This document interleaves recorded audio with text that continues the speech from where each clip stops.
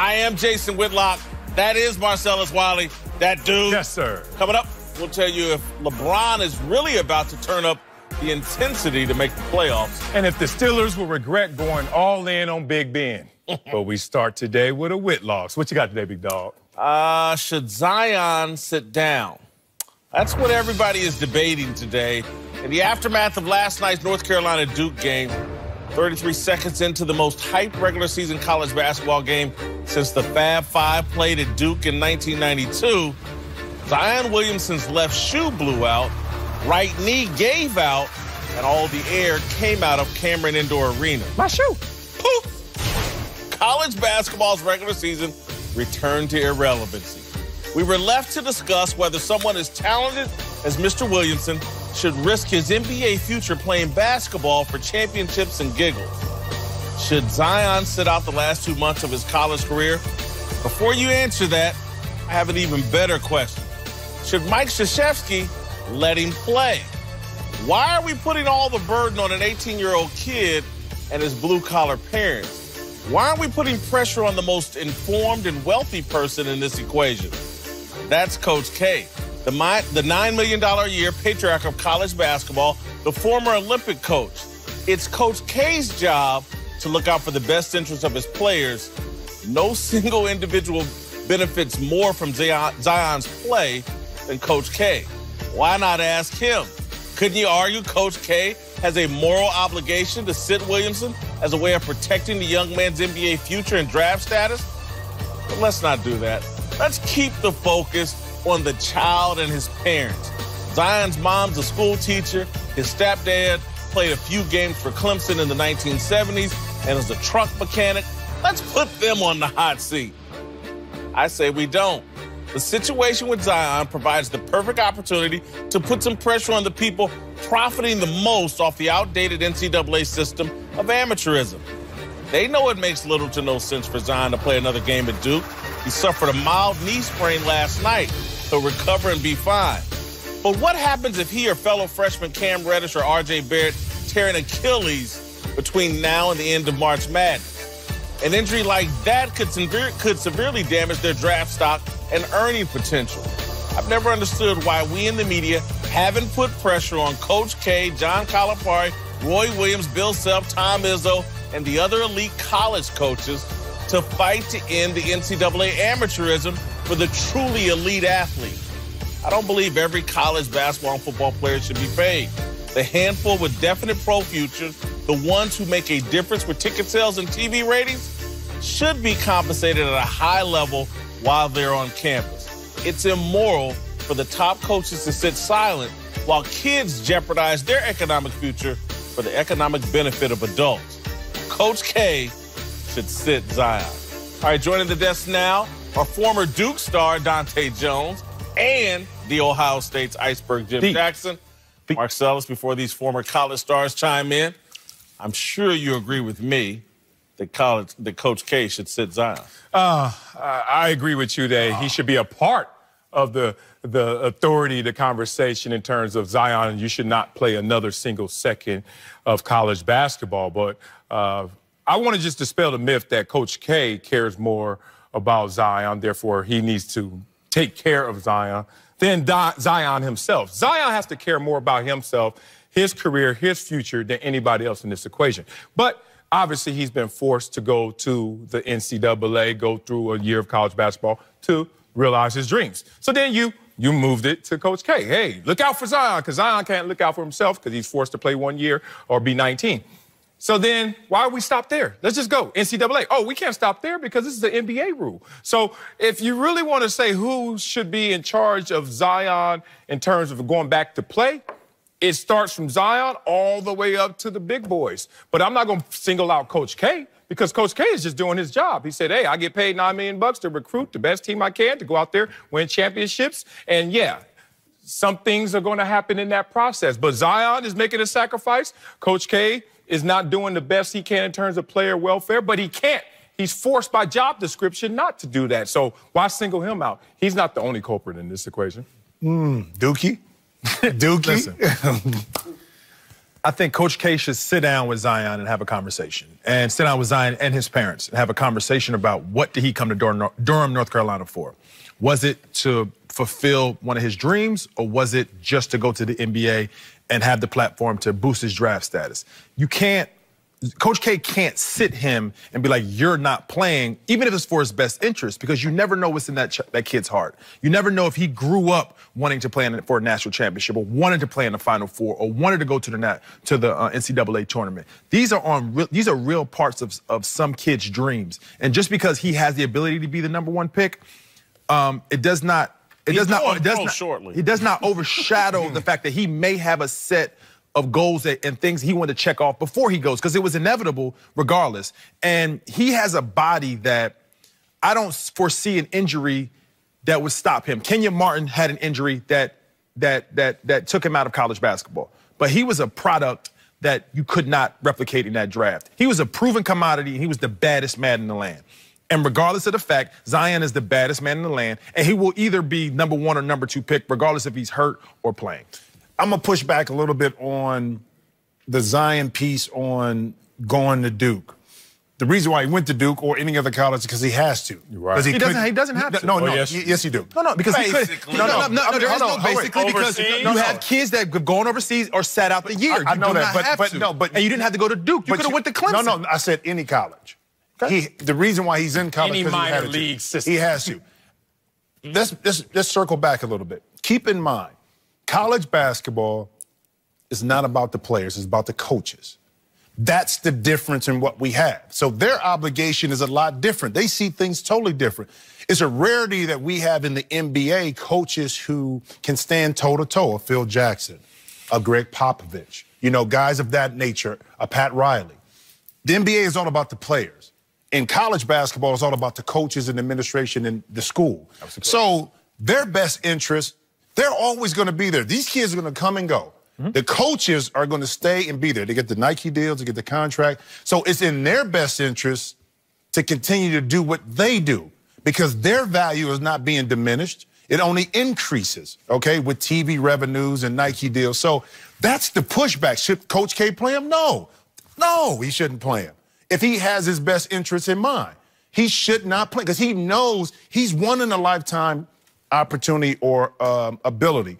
Why jeopardize that now? You put Coach K in an impossible situation. No, I don't. Yes, you did. No, I don't. You said, Coach K, if you have his best interests in line, play him. But guess what? Before I have your best interest, yours or yours, I have mine. So Coach K has a job. But the question was, that's by the question was, should Coach K play him? No. I said that's the question.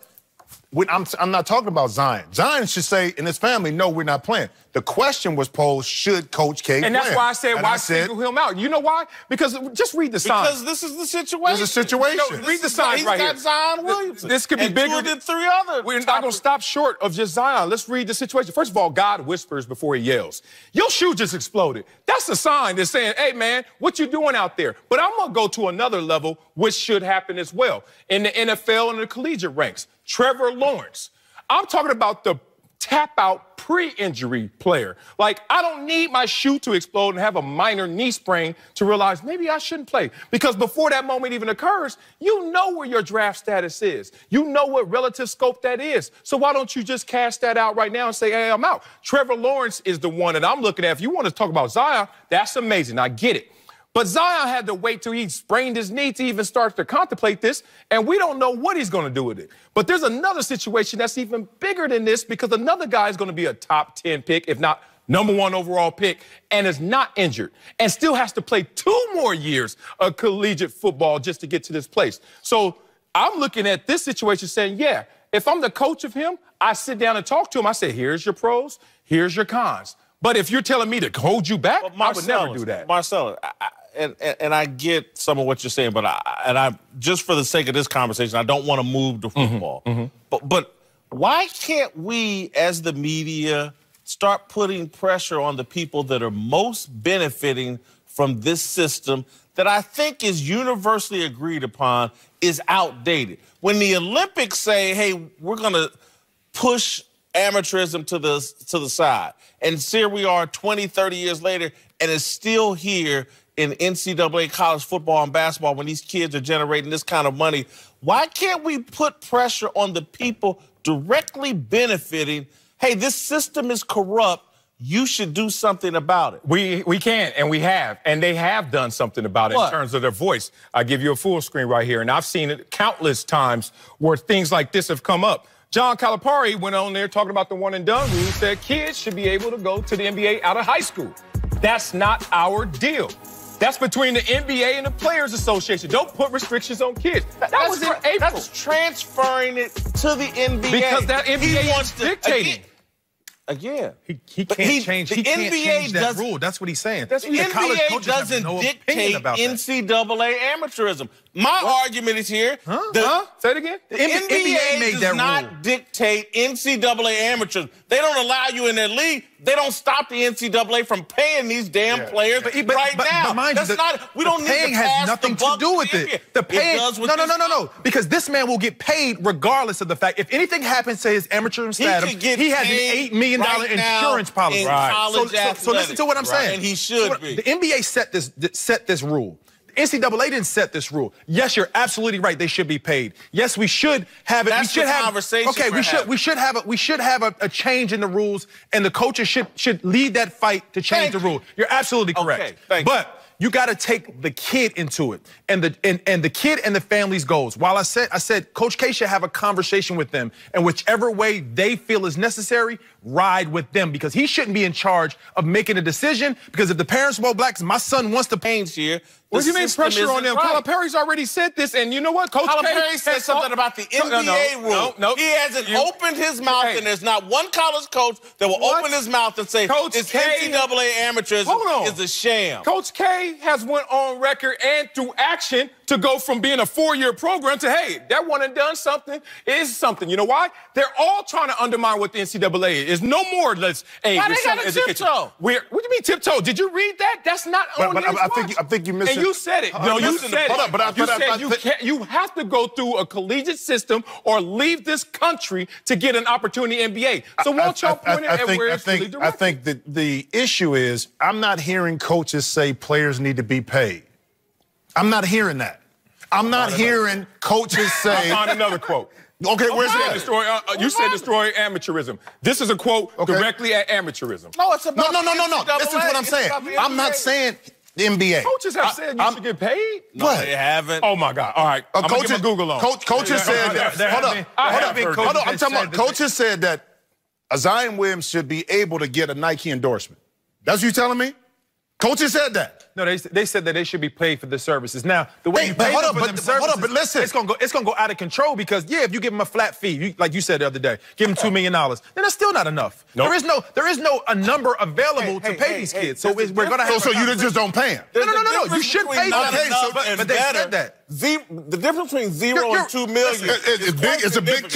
It's capital. Not incurring the value. Not if you know that you got $8 million sitting over here and you only getting $2. What's the $8 million? Insurance policy. But hold up, but the insurance policy, if you can't play ever again. Yes, it is. If you slip past the 16 mark. Oh, you talking about that one? His insurance. Oh, you talking about that one? You get insurance policy if you want to. They're protecting his contract. They're protecting his contract. So if you slip past 16, you get $8 million. What he's also losing too is an opportunity for Nike, and we talked about this, to come in and say, we want to pay you $10, $20 million. Absolutely. Right now. That's what he's losing too. That's what he's losing. So that's where if he comes in, discussion comes. If he comes in out of high school and can go right to the league, Nike can sign him right there for $100 million.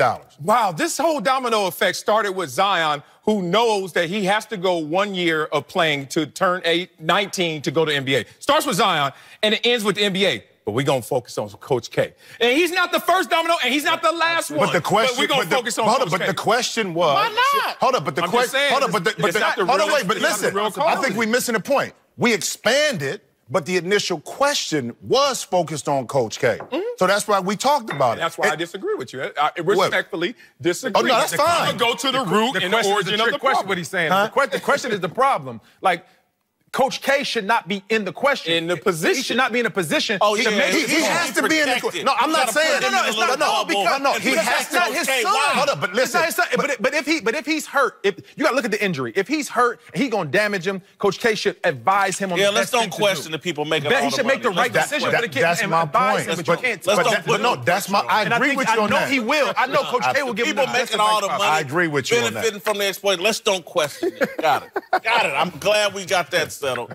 Stick around. Later in the show, we'll give you our approval ratings for Coach K and Uncle Jimmy. I know what yours are. Really? My John's shoes weren't the only thing that let him down last night. Also coming up, LeBron says he's activated for a Lakers playoff push.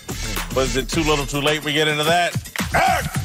Don't forget to check us out on the Fox Sports channel on SiriusXM.